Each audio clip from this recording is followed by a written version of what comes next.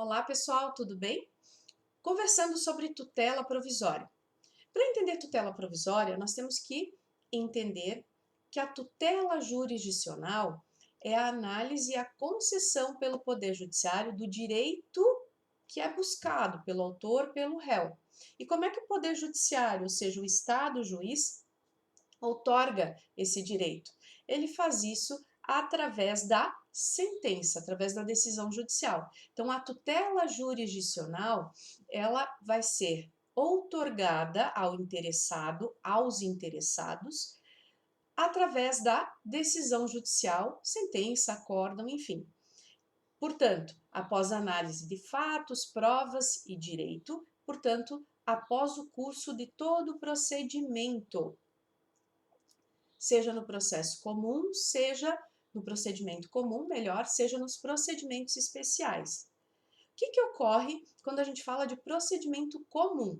No procedimento comum, muitas vezes, esse direito que seria tutelado só lá no final, se a gente aguardar todo o transcurso normal do processo, automaticamente, muitas vezes, nem sempre, mas em alguns casos, esse direito tutelado lá na frente, ele fica sem efeito em razão do decurso do tempo. Portanto, ele demanda para que a justiça possa ser aplicada ao caso, ou seja, para que o caso possa ter uma resolução adequada e uma decisão interlocutória que antecipe ou que acautele a aplicação do direito. Então, pensando primeiro nas modalidades de tutela provisória.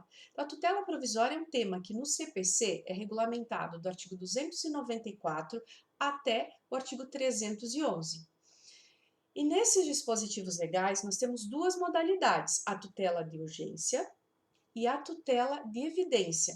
Então, são ambas espécies de tutela provisória. Denominamos provisória porque ela é outorgada não só lá na sentença, mas a qualquer momento do processo, desde que vindicado, desde que requerido pela parte interessada, no intuito de poder dar efetividade ao direito que se busca com esse processo, ok? Então, quando se fala nessa tutela provisória, que também é chamada de liminar, no procedimento comum, como a gente comentou, teríamos duas subespécies, tutela de urgência e tutela de evidência. A tutela de evidência é aquela que se busca quando o direito é tão claro, tão evidente, que ele merece a outorga do Poder Judiciário, já de um modo imediato. Então, se nós pensamos numa ação de divórcio acumulada com guarda, acumulada com alimentos aos filhos e que se restabeleça o uso do nome de solteira ao cônjuge, o que acontece? Quando o juiz recebe o pedido do divórcio, como não há mais necessidade de se identificar quem deu causa à ruptura do relacionamento, como não há essa necessidade desde a emenda constitucional 62, mas sim basta a simples manifestação de vontade da pessoa não querer mais conviver em matrimônio com o seu consorte, com o seu cônjuge, fica evidente o direito que busca, que pleiteia junto ao Poder Judiciário. Então, o juiz vai deferir esse direito em razão da evidência. Então, não precisa deferir só lá na sentença de divórcio, o divórcio já pode decidir antes, ok? Já a tutela de urgência é aquela que acontece quando, se nós temos a probabilidade do direito, mas se nós aguardarmos o curso normal do procedimento até a sentença, o direito que é buscado pela parte não terá o resultado útil pretendido ao perigo da demora, certo? Essa tutela de urgência, ela se estabelece, se divide em tutela antecipada de urgência e tutela cautelar de urgência. Pelos aspectos gerais, ali do 294 ao artigo 299, o que a gente observa? A tutela cautelar é quando o pedido da tutela provisória é para acautelar a efetividade da futura sentença. Como assim? Então, imagina que eu promovo uma ação de cobrança contra o João. O João, quando descobre que eu proponho a ação judicial, ele começa a dissipar todo o seu patrimônio. E no Brasil, nós sabemos que a regra é que o devedor só responde com seu patrimônio sobre as dívidas que tenha. Então, imagina que é uma dívida de 50 mil reais.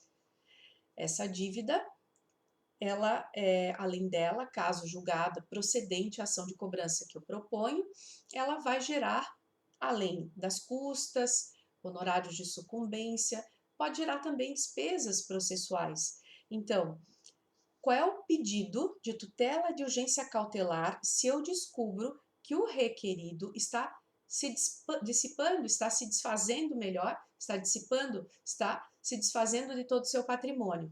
Eu requeiro, em tutela antecipada cautelar, que se separe do patrimônio dele o valor ou patrimônio necessário a garantir a satisfação, o pagamento dessa dívida que é objeto da cobrança. Então, eu estou acautelando que exista futuramente o pagamento desses 50 mil que eu estou buscando em juízo. Diferente da tutela de urgência antecipada. Nessa, eu não estou acautelando algo, eu estou buscando antecipar o que viria só lá na sentença. Então, imagina que proponho uma ação reivindicatória acumulada com perdas e danos. O que é uma ação reivindicatória e em que contexto eu poderia utilizá-la? A ação reivindicatória é uma ação petitória, ou seja, é uma ação que envolve discussão de propriedade. É uma ação onde o proprietário, que já recebeu o bem sem a posse, busca, em razão de ser proprietário, a posse. Imagina que o proprietário do imóvel comprou o imóvel de alguém que já não tinha posse e propõe a ação reivindicatória e descobre que esse imóvel foi invadido e, em razão dessa invasão, sabe que o bem está sendo todo depredado. Então, ele cumula o pedido de reivindicação com perdas e danos. Então, no curso normal desse processo, a posse otorgada em razão da reivindicação e a condenação nas perdas e danos e lucros cessantes advindos dos estragos e do que se deixou de ganhar em razão de não ter o imóvel, viria a tutela, a concessão desse direito lá na sentença. Mas o que o autor dessa demanda poderia fazer? Ele poderia requerer a antecipação da tutela de urgência referente à entrega da posse. Então, nós estamos antecipando o que viria somente lá na sentença. Essa é a tutela antecipada de urgência. O que eu preciso demonstrar de requisitos na tutela de urgência antecipada, na tutela de urgência cautelar? Então, em ambas, eu preciso demonstrar a probabilidade do direito, que é o que também a doutrina chama de fumus boni iuris, ou fumaça do bom direito, e também tenho que demonstrar a viabilidade de perda da utilidade daquela decisão, em razão da demora no tempo, certo? Então, eu tenho que demonstrar o que também numa linguagem mais doutrinária se denominava, especialmente antes da vigência do atual CPC, de periculum in mora. Na minha visão, hoje, esse periculum in mora deixa de ser só o perigo da demora, para também abarcar o risco quanto ao resultado útil da decisão a ser prolatada nesse processo. Então, há uma abrangência um pouco maior do que só a demora do tempo, ok? Se falarmos ainda de tutela antecipada, nós temos que demonstrar que a tutela provisória que a gente busca concessão, ela é reversível, caso a sentença modifique o entendimento da tutela provisória. Então, imagina que na ação reivindicatória proposta, eu requeiro a entrega da posse imediatamente. Então, nesse caso, nós estaríamos tratando de tutela de urgência antecipada. O que eu preciso demonstrar para que o juiz avalie em decisão fundamentada se concede a tutela provisória antecipada de urgência ou não? Eu tenho que demonstrar a probabilidade do direito, ou fumus boni iuris, e o risco ao resultado útil do processo em razão do decurso do tempo, certo? Então tem que demonstrar, poxa, essas pessoas que invadiram ficarem lá mais tempo podem dissipar, estragar ainda mais o imóvel, no sentido de alienar os utensílios, metais de ferragem de porta, portas, enfim, do imóvel, ok? Ao passo que, na tutela antecipada cautelar, o que eu preciso demonstrar para que a concessão da tutela cautelar seja outorgada de modo provisório. Então, além da probabilidade do direito, além do perigo de dano ou risco ao resultado útil do processo, que essa decisão é reversível. Então, naquele exemplo da cobrança que eu citei, nós demonstraríamos a probabilidade do direito com uma declaração de próprio punho do devedor de que deve 50 mil reais. Mais o perigo de dano. Demonstro com base, por exemplo, em declarações, em venda em rede social, que ele está dissipando todo o patrimônio que tem, que ele está fazendo menção a se mudar para outro local, sem informar um destino correto, um destino certo, e também que caso lá na frente a cobrança culmine numa sentença improcedente, há como devolver esse patrimônio, portanto, reverter a tutela provisória que anteriormente foi concedida, ok?